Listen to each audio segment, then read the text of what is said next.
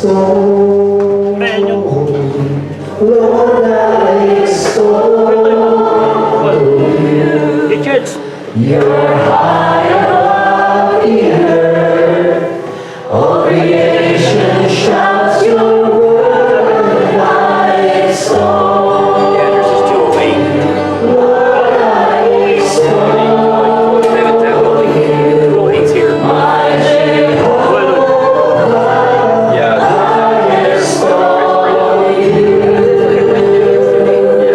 my Jehovah.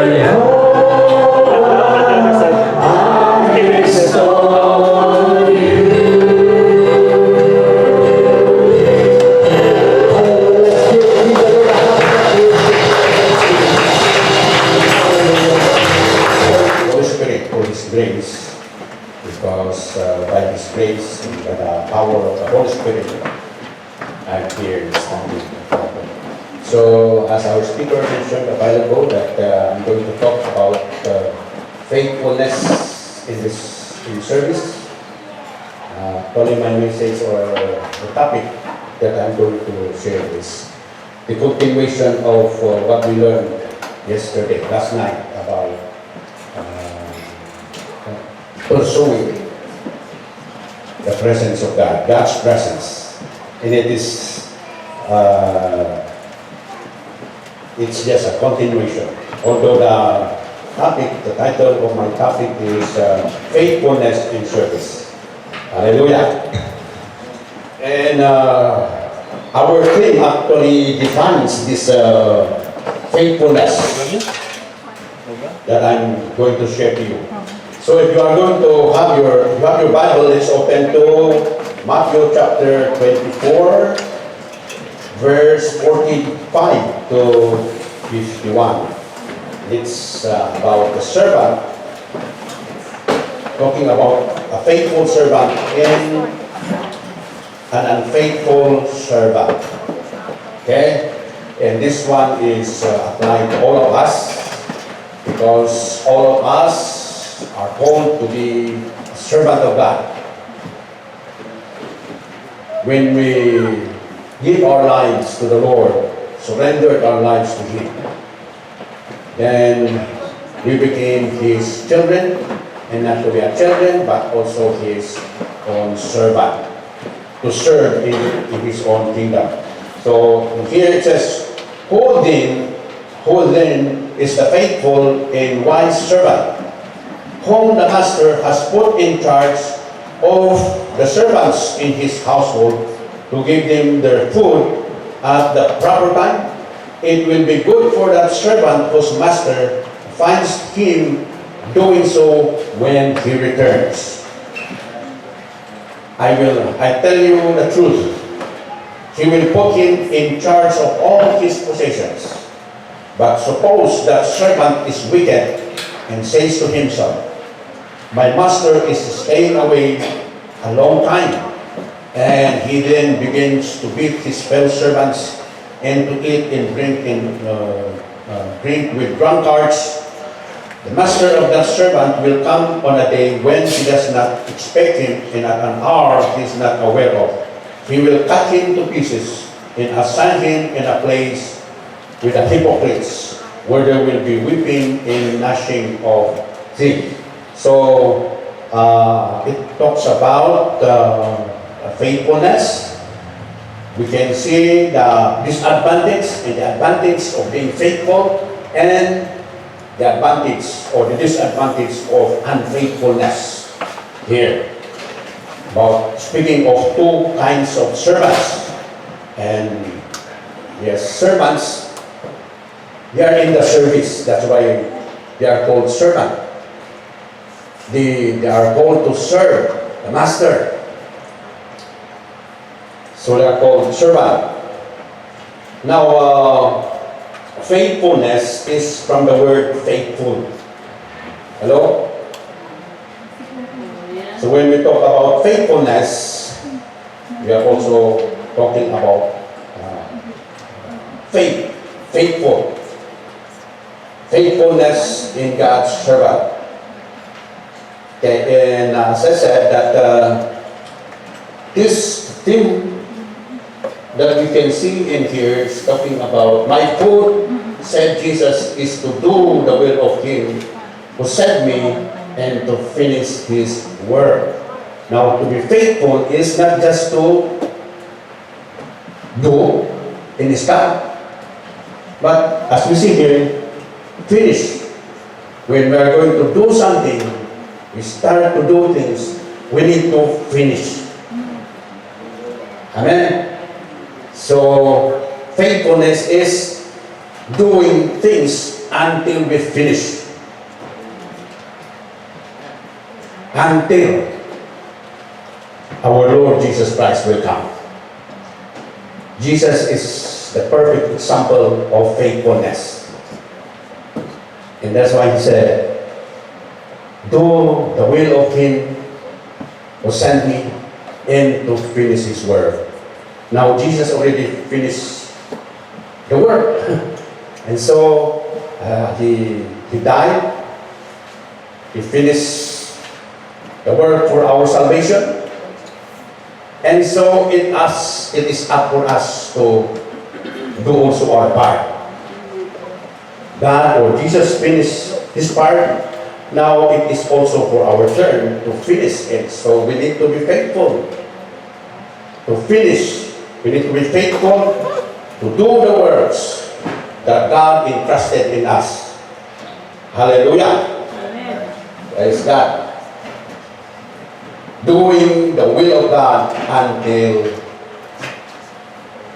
we will be called by God. And we will only finish the work when God comes and give us the reward. Hello? Hallelujah. So there are areas that I would like to talk about here on areas of service that we should do as an expression of our faithfulness. The areas of service, because our title here is faithfulness in service. And you might be asking, what kind of service is that we need to do? Of course, one is our worship to God. We are called to serve God in worshiping Him. There are many, when you talk of worship, it is not just only singing or that's not only singing, but it covers a lot. But I'm just only, and so if you open your Bible to Deuteronomy chapter 12, verse 11, we can see here the components of worship to God.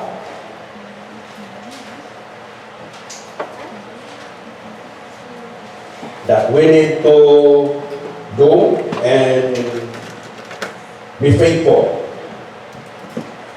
Deuteronomy chapter 12, starting from verse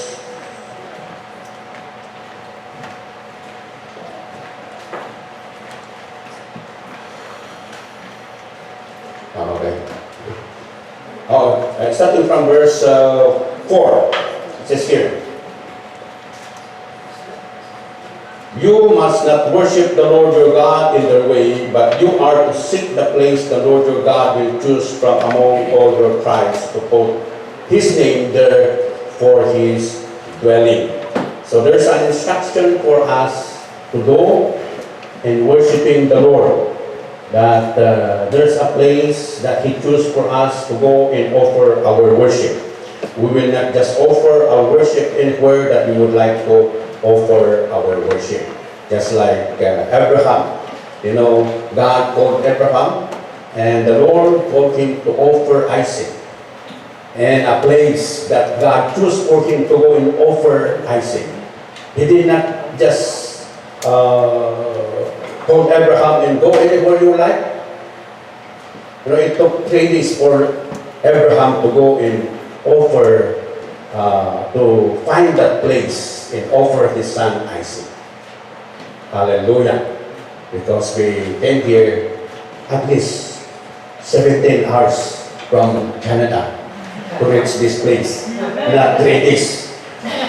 Hallelujah. Amen. For Abraham, it took him 3 days to travel just to go and offer his son to Mount Moriah. And the same is true for us. There's a place that God called for us to go and offer our worship. Now, to that place, it says in verse 5, if you continue, but you are, verse 5, to that place you must go. So, in that place, it is mandatory because you must go there. To that. You must go. Verse 6, there, bring your burnt offerings. Burnt offerings. I'd like to discuss this burnt offerings because this is one of the things that we need to not forget, but to be faithful in doing this service of burnt offering. What is this burnt offering? In the Old Testament, the people of God brought or bring animals to offer in the altar. But here, when Jesus Christ in the New Testament, that Jesus Christ is the perfect burnt offering for us, Jesus said that He is the perfect animal. He is actually the burnt offering, the perfect burnt offering. And so, when Jesus Christ came, He said, now is the time that the worshiper will not only worship in Jerusalem, but it will worship in the Spirit, in the truth. So this is the kind of worship that the Father seek. Ito yung hinahanap ng Panginoon na worship. Amen. And so, now it is no longer, we do not need now to bring animals to be burned, but our praise and worship. Amen. Hallelujah. Our praise and worship to the Lord. There we bring our burnt offering, our praise and worship. So, in worshiping God, if you are going to look at in the book of Acts, as I say, book of Acts, we can see how the disciples worship God. The start of the church, the early church, and how their worship really, how their worship is started. Anyway, Pastor Ruel will talk, I think maybe later. But in the book of Acts, the believers, the disciples, worship God in the Spirit. Worship God, how do we worship God in the Spirit? Allowing the Spirit of God to move in our lives, to communicate with God, and that's why there is what we call speaking in tongues. Hello? There are some teachings that speaking in tongues is not, we will not use speaking in tongues to worship God, but in worshiping God in spirit and truth, it must be, we must allow the Spirit of God to move. And that's why speaking in tongues is also being used to worship God. There are three, I found 5 things, 5 uses of speaking in tongues. One is, speaking in tongues is being used for edification. And then, number 2 is, it is also used for prayer. Speaking in tongues is being used also for prayer. You can find that in the uses of speaking in tongues for edification is found in 1 Corinthians chapter 14, verse 4 and 5.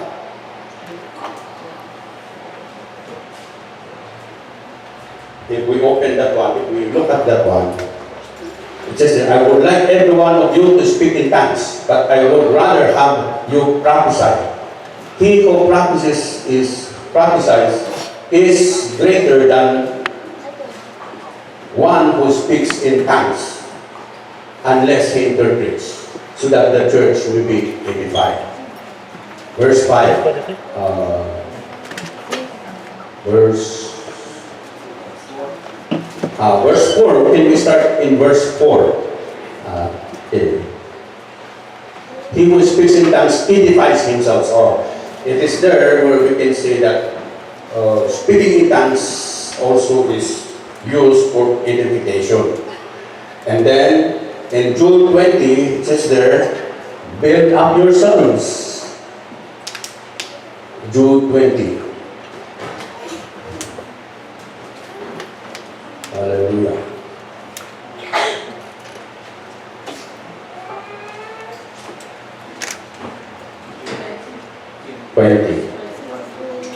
Jude, no, just okay. Okay, but you, dear friends, build yourselves up in most holy faith, in praying in the Holy Spirit. Pray in the Holy Spirit. Pray in the Holy Spirit. Pray in tongues. Amen. You pray in tongues. You pray in an unknown language in tongues. It is not exercising your just like what others do, but it is allowing your spirit to talk to God. It is your spirit in God. Speaking in tongues, you cannot understand. It's only God to understand your language that is speaking in tongues. You cannot even understand. But this is very effective. It is helpful because it can help you to edify your innermost, your most holy faith. Build yourselves up in your most holy faith. And then, number 2, as I said, is speaking in tongues also used in prayer. Hallelujah. So, 1 Corinthians chapter 14, verse 14 and 15. This is also one way of service to God. Amen. Speaking in tongues. 14 and 15 it says. 1 Corinthians chapter 14, verse 14. Chapter 14, 4. In 15, as it said. So what shall I say? I pray with my spirit, but I also pray with my mind. Praying with my mind is with your understanding of the words that you are saying. But praying in the spirit is praying in tongues. Just like in the military, they have their walkie-talkie. They have their own password. Only the headquarters and the military were the one to understand each other. Your enemy cannot understand. So the same also in the spirit, when you speak in tongues, it's only God, between you and God, the spirit that is in you and God, that understands.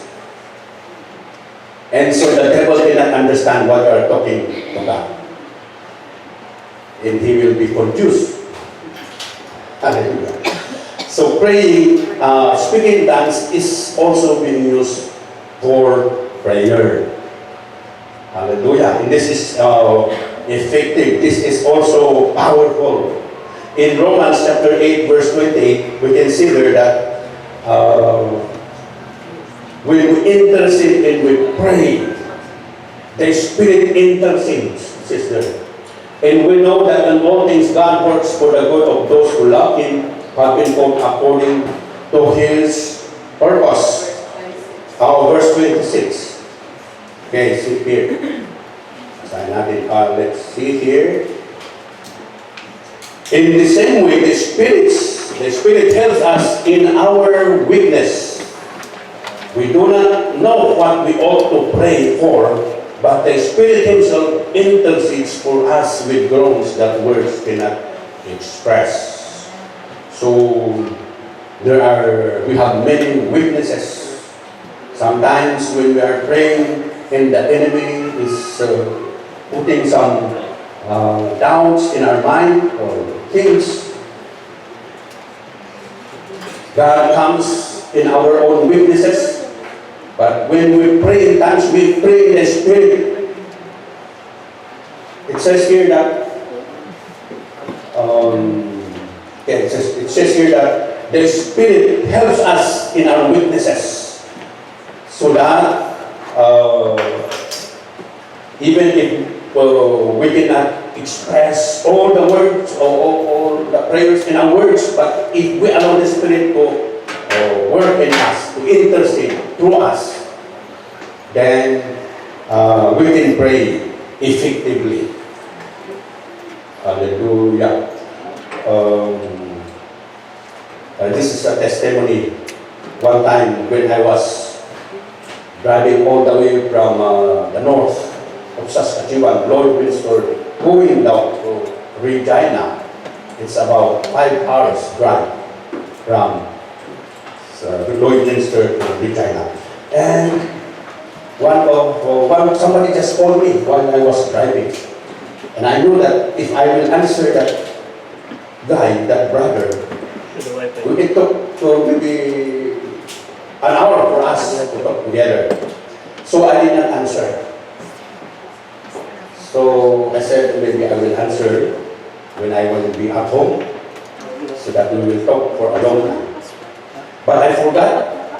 Then when he called me, and that's the time I remember that, yeah, you called me. And he said to me, do you have time? Why? There's something that I'd like to tell you.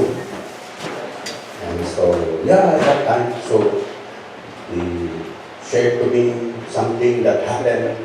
And he told me that do not tell this to anybody. So I will not tell you the name of that guy, because this is personal. Anyway, as I shared it to Pastor Alice. Anyway, I said that he told me that, one time, you just last wait. There's something that happened. In the morning, around 3 in the morning, I heard that somebody's trying to open the garage. And so I woke up and I went outside to look for that guy. But nobody's there. So I opened the door of the garage. And I was shocked because there's fire. The wire connected to my car, black heater, was burned, and it started to become big. And so I put it down, and I did not notice that my wife also heard it. And so he started to look for something used to help me, because she did not know that what happened in the garage. But I shouted, fire, fire! So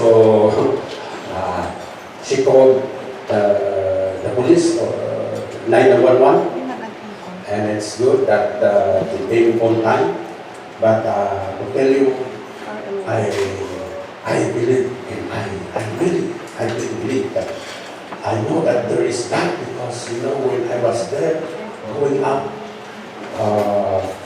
from the ground to the second level of the house, there's somebody who is pushing me. But when I look up, nobody's there. But there's somebody that's pushing me. Until,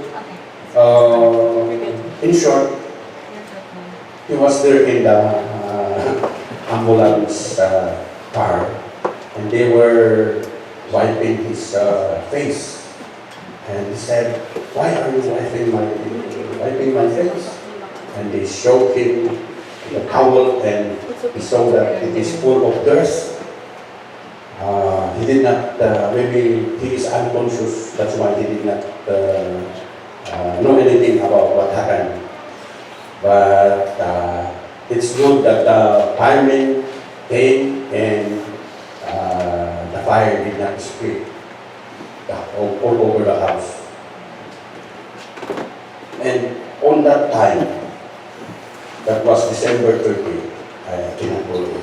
That was the time when I cannot understand that I was led to just pray, and I could not, I don't know what to pray, so I just spoke in tongues for almost 1 hour. And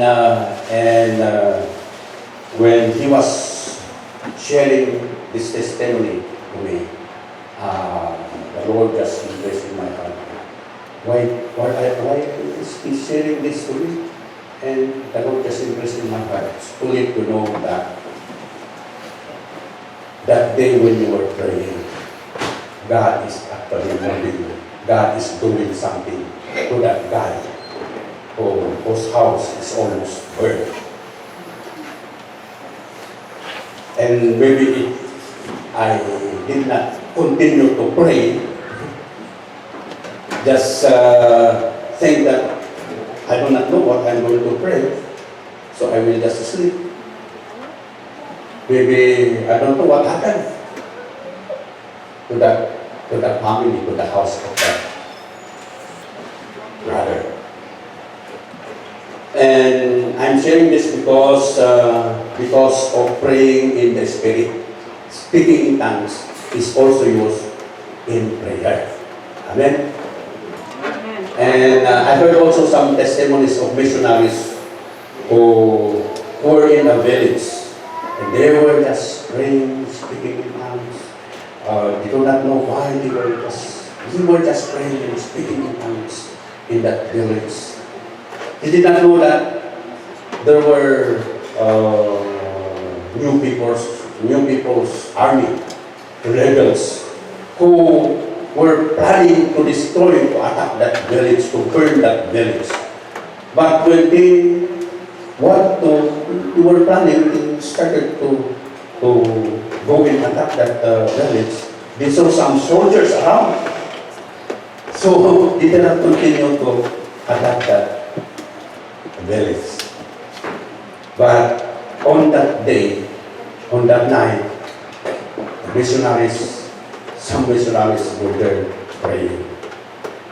And so, this is one example of praying in tongues is also used in prayer. Not only for edification, but also used in prayer. When we pray, we speak in tongues, allow the Spirit of the Lord to move. We do not know what to pray, but as the Spirit of God leads us and move in our lives, and we will just obey, and then later on we will see the result. The result is,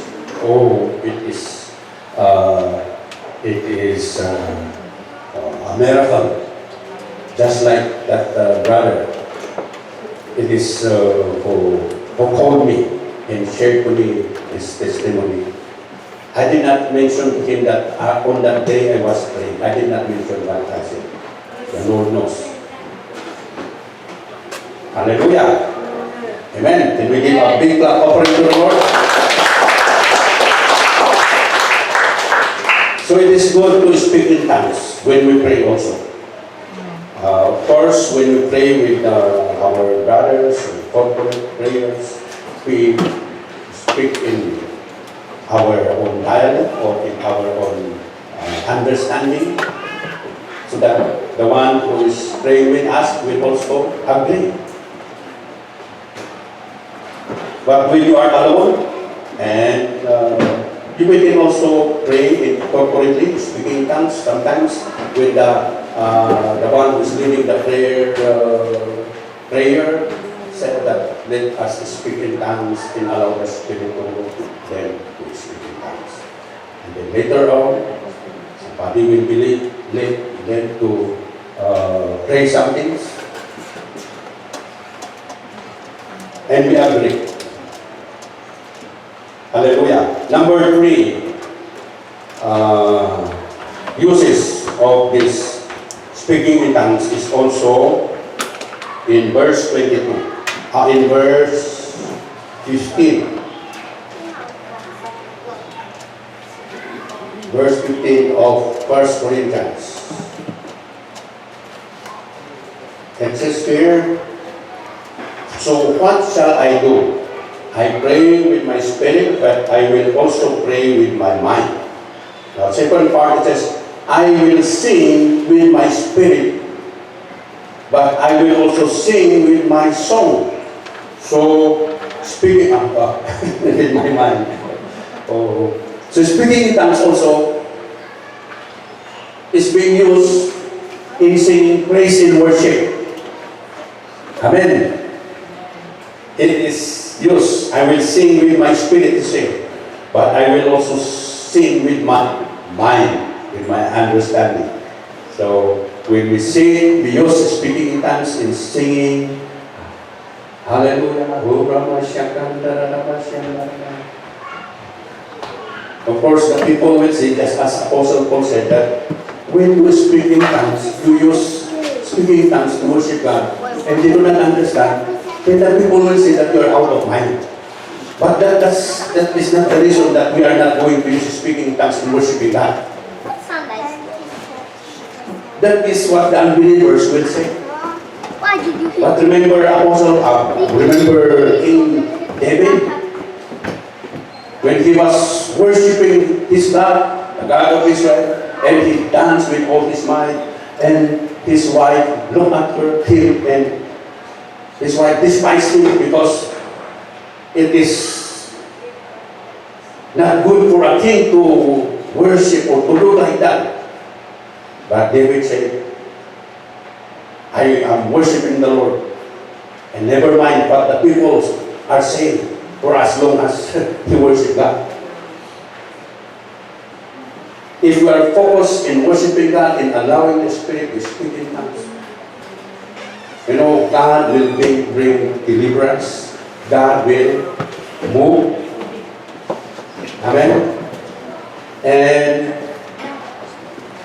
there is manifestation of God's presence.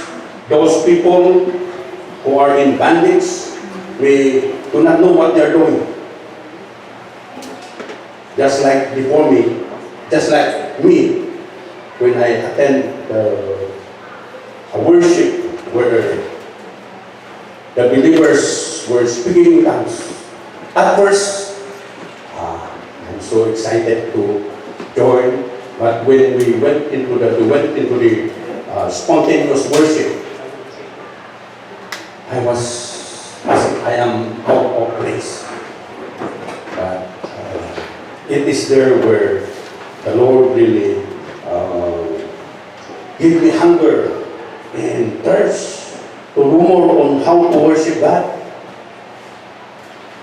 In Psalms chapter 141, verse 1, it says there,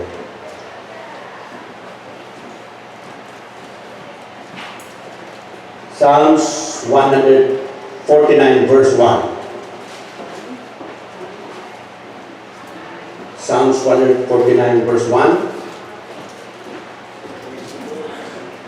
It says, praise the Lord, sing to the Lord a new song. His praise in the assembly of the saints. So we will sing new songs. Praise in the assembly of the saints, just like this gathering. We sing new song. And what is this new song? It is not new song when it is being sung many, many times. It is a new song when it is a newly composed. Amen. New composition. And so when we sing to the Lord a new song, then we allow the Spirit to give new revelation, or we speak in tongues, spontaneous prayer. We call that spontaneous prayer, spontaneous worship. We will worship Him with new songs, speaking in tongues. And that is not to hinder the people that, why are you speaking in tongues and there's no interpretation? That is different also. We sing new songs, we speak in tongues, we use speaking in tongues in singing praise and worship to God. Not only in our mind, but also in the Spirit. Worship God in Spirit and in truth. And I believe that that is the one that's been, that's happened on the day of Pentecost. God poured out His Spirit upon the believers, the disciples, and they started to speak in tongues. They start to worship God in the Spirit and in truth. And what happened? There were those who came from other places, who were wondering. They were wondering why these people are using our language in worshiping their God. Hello? Sabi nila, they said that this place, there are people who are coming from different places just to go for tournament of gold tournament. And I think it is not accident that we are having this conference here, convention. If we open that in Acts chapter 1 and chapter 2,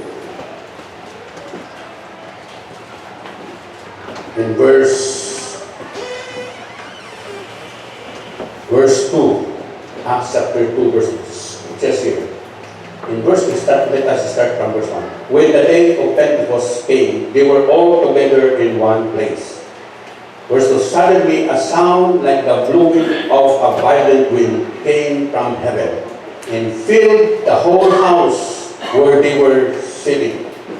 They saw what seemed to be tongues of fire that separated and came to rest in each of them. All of them were filled with the Holy Spirit, and they began to speak in other tongues as the Spirit enabled them. All of them. Some of us were filled with the Holy Spirit, baptized with the Holy Spirit. Of course, we cannot speak in tongues if we are not baptized with the Holy Spirit. Only those who were baptized with the Holy Spirit can speak in tongues. Because even me, when I joined this service of worshiping the Lord, and all of them were speaking in tongues, I cannot speak in tongues because I was not yet baptized with the Holy Spirit. But when I was baptized with the Holy Spirit, oh, I love worshiping God in the Spirit. I love serving the Lord, offering service to God with praise and worship, and speaking in the Spirit and in truth, speaking in tongues. So I worship also God in speaking in tongues and using this speaking in tongues and worshiping God. And you know what happened to these people? These disciples who were worshiping God in the Spirit began to speak in other tongues as the Spirit enabled them. In verse 5 it says here, there were staying in Jerusalem God-fearing Jews from every nation under heaven. If you count how many nations were gathered on that day when these disciples were worshiping God, they were speaking in tongues, there were 14, more than, I think 15, 16 nations. And they were wondering why these people were worshiping God in their own language. These Jewish people, or these disciples, were pure Jewish people.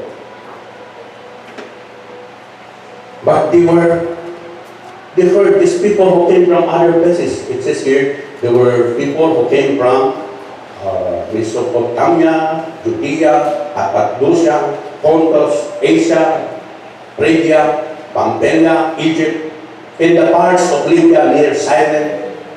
And in verse 12, that visitors from Rome, both Jews and converts to Judaism, Cretans and Arabs. So if you count all of this, there are 14, about 16, I think, nations.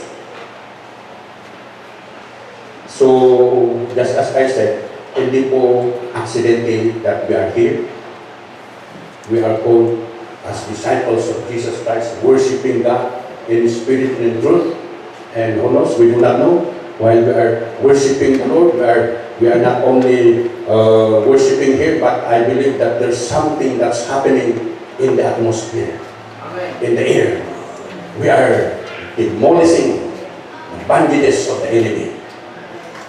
Hallelujah. As Pastor Romualdo said, I asked him, when is your convention? It is on this day, so yes, I'd like to come and join. Because this is part of service to God, worship to the Lord. Amen. To just worship God, speaking in tongues, and allowing the Lord to move, and the enemy do not know what we are talking, in worshiping God. They do not know what is happening. And so this is part of revival. Amen. But now we do not belittle this gathering because things are going to start in little things. Do not revival because there's lots of people and they say that there is revival. But actually revival is start from us, the individual. Amen. And as we gather, we will be faithful. If we are faithful in our faithfulness to worship God. So this kind of worship that the disciples started 2,000 years ago, it must continue until the Lord Jesus Christ. So we should not stop praying in tongues, speaking in tongues, worshiping God in spirit and in truth. This is faithfulness in service to God.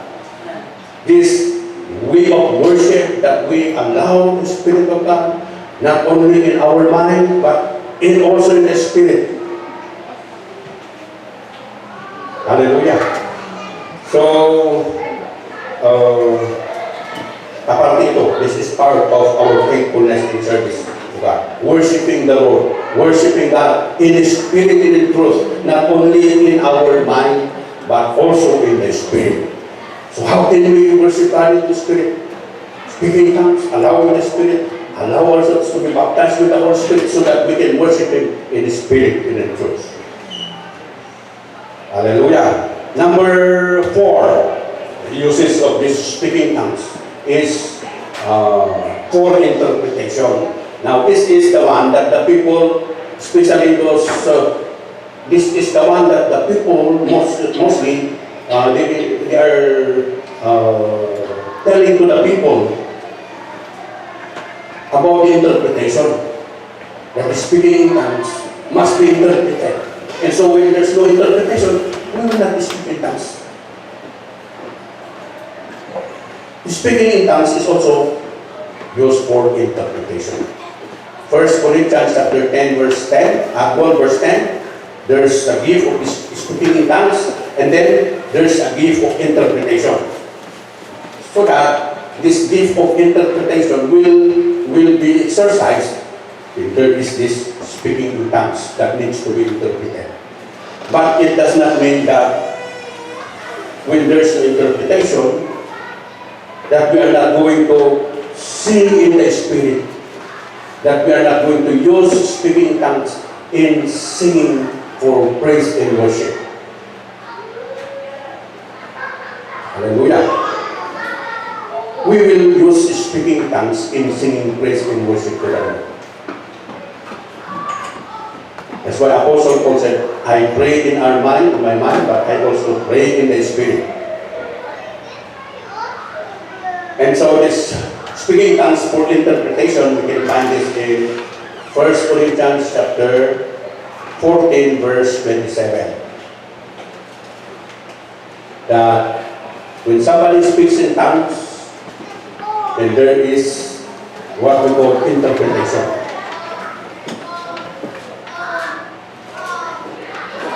Okay. Verse 27. If anyone speaks in tongues at two or at the most three should speak one at a time, and someone must interpret. This is where this speak in tongues that needs to give interpretation will be applied. But it does not mean that when we are going to sing in the Spirit, that we are not going to speak in tongues. We will speak in tongues, especially in spontaneous worship. And then, when we worship God spontaneously, He's speaking in tongues. Later on, somebody will speak in tongues. And then, you can recognize because that speaking in tongues it's different from the usual method nagagamit sa praise and worship. Of course, it is one Spirit. It is the Spirit of God who is the one that's moving. And then, and that's why the worship leader must also be careful or must be sensitive so that he must give space for interpretation. Amen.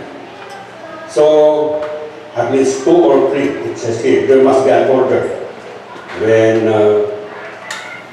somebody speaks in tongues and then there is the interpretation. In verse 20, if there is no interpreter, the speaker should keep quiet in the church and speak to himself in God.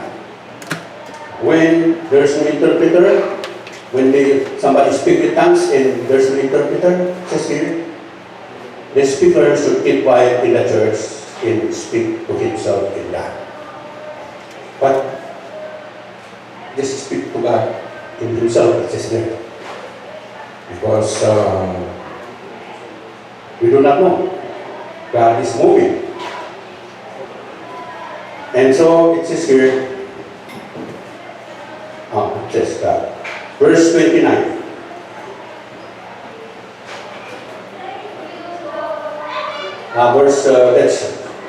Let's jump to verse 39.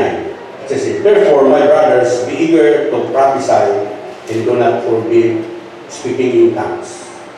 Apostle Paul said that he did not forbid, but he encouraged that we also speak in tongues. Amen. That it is not because there's no interpreter that we will forget about speaking in tongues because we cannot understand anyway. Because the devil will take advantage. And if we stop using speaking in tongues in singing or worship and praise and prayer for edification, then the devil might take advantage. And then number 5, uses of speaking in tongues is, of course, it is a sign. Mark chapter 16, verse 18. It is a sign. And so, there was one time when there's a pastor who testified that when they will have their worship, and somebody, after this spontaneous worship, somebody spoke in tongues, and that pastor was waiting for the interpretation, but no interpretation came. But after the service, somebody approached him and said, who is that guy who spoke in tongues? Or who spoke a while ago? And then the pastor said to that person, is that a Filipino? Or is that an Iranian? Sabi pala niya. And then the pastor said, because the pastor is a Filipino, said, no, that guy is not an Iranian. You can see her nose. And then the Iranian said, because there's an Iranian who joined their worship, And when they were worshiping God, and then somebody spoke in tongues. There's no interpretation, but after that Iranian approached the pastor, and the Iranian said, yeah, because I heard him, spoke in our language.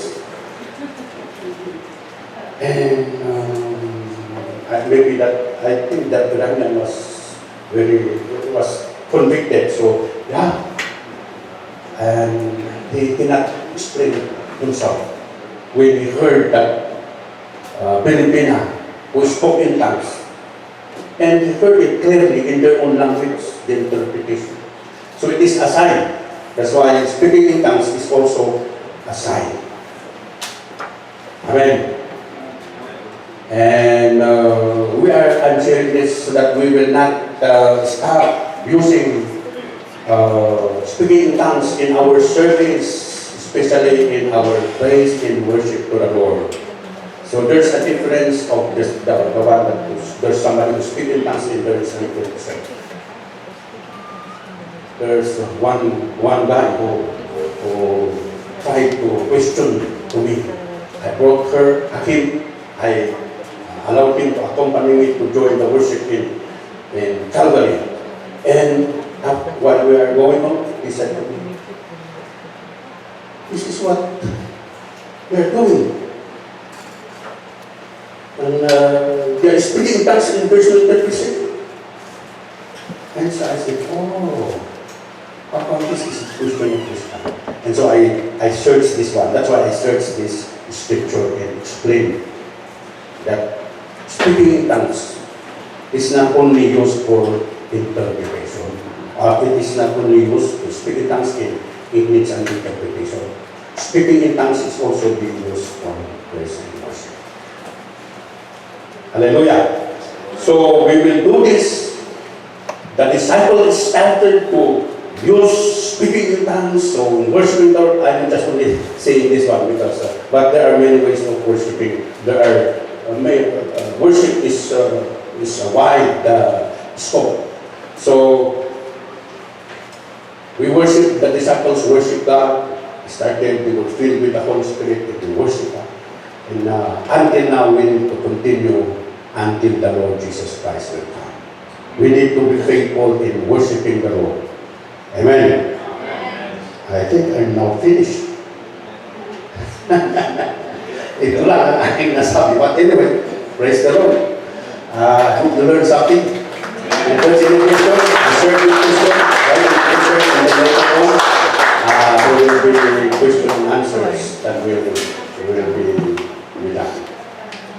Praise God. Let's pray. Thank you, Lord. We bless you and we magnify you. We know that you are a good God and you want us to be faithful in serving you, to be faithful in doing our part as you have done your part, Lord God. You want us also to do the works that you have started until you will come. Thank you, Lord. In Jesus' name. Amen. Praise God.